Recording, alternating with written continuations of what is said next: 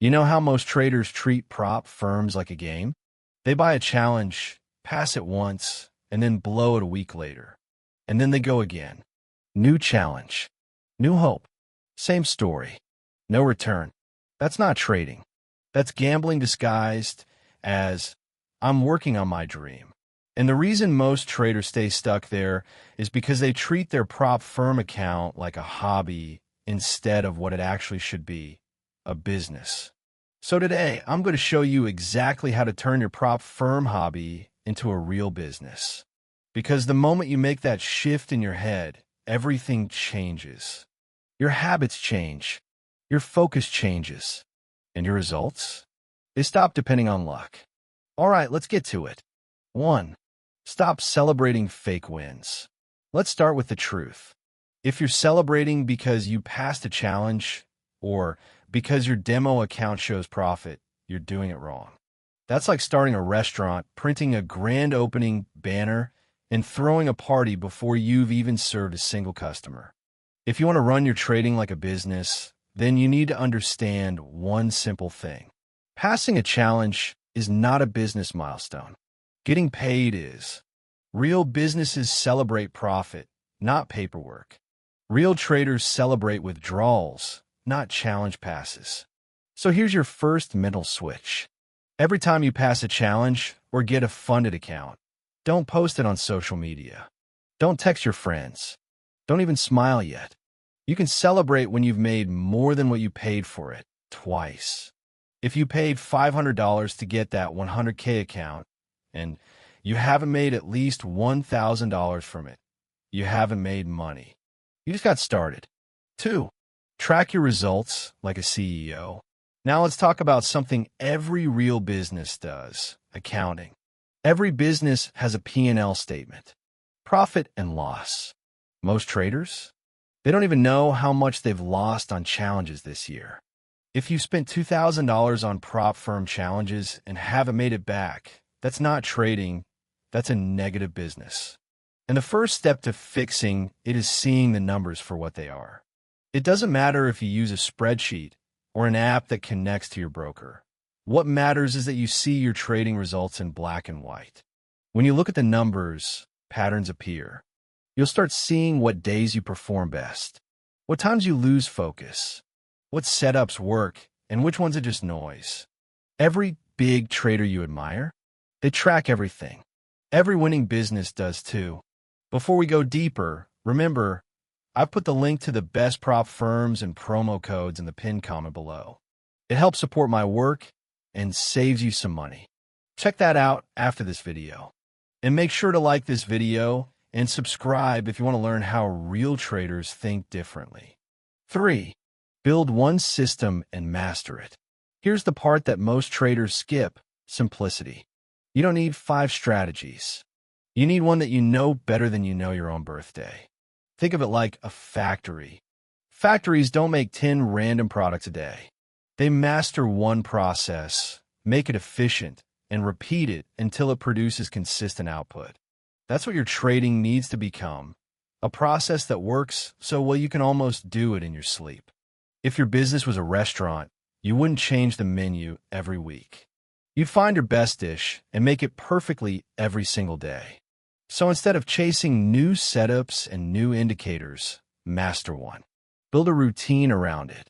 When you do that, your trading starts feeling predictable, not emotional. 4. Remove distractions disguised as opportunities. This part hurts, but it's necessary. The biggest reason traders never level up is not that they don't know how to trade. It's that they don't know how to say no. There's always some new side hustle, some freelance gig, some content idea. But the truth is, every hour you give to something else takes an hour away from your trading business. If you want to become a consistently funded trader, you have to treat your trading like your full-time job, even if you still have another one.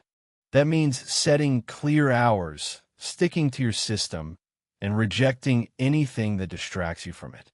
Discipline is the price you pay for freedom. 5. Add pressure the right way. Here's what changed everything for me. I stopped treating prop trading like a playground and started treating it like I had investors waiting for results. Pressure is not bad. In fact, pressure is what turns potential into performance. You've probably heard that diamonds are made under pressure. Well, profitable traders are too. If you've been losing motivation or not taking your trading seriously, remind yourself, you are spending real money. If you're spending $500 or $1,000 every few months on challenges and not getting paid back, that's a business problem. And you should feel that pressure. Not to panic, but to wake up. If you're running any kind of business and you keep losing money, you'd stop and fix the system, right? So why not do the same for your trading? 6. Stop thinking like a trader. Start thinking like a business owner. A trader looks at charts. A business owner looks at systems. A trader focuses on entries and exits. A business owner focuses on risk and reward. A trader reacts. A business owner plans. If your trading decisions are made emotionally, you're still an employee of your emotions. But when you start thinking like the owner of your own business, you start managing your trading like a company. For example, if your business was making shoes and you noticed one machine breaks every week, you'd fix or replace it. Same thing in trading. If one setup keeps losing, remove it. This is how real traders think. They don't hope it works next time. They fix the system. 7. Treat capital like inventory. Every business has inventory. For a shop, it's products. For a trader, it's capital. If you lose all your capital, you're out of business. That means risk management is not just a rule, it's survival. If you keep risking 10% or 20% on a single trade, that's like a store putting all its money into one product and praying people buy it. Smart businesses spread their risk. If you risk 1% per trade, you can be wrong 10 times and still have 90% of your capital. That's how you survive long enough to learn. You wouldn't blow up your business inventory in one day, so stop doing that with your trading account. 8. Pay yourself like an employee. Here's a mindset that changes everything. Pay yourself from your trading business. Don't just let profits sit there. Withdraw something when you earn it. When you take real money out of your account, your brain starts to believe it's real. It shifts your motivation from fun to results.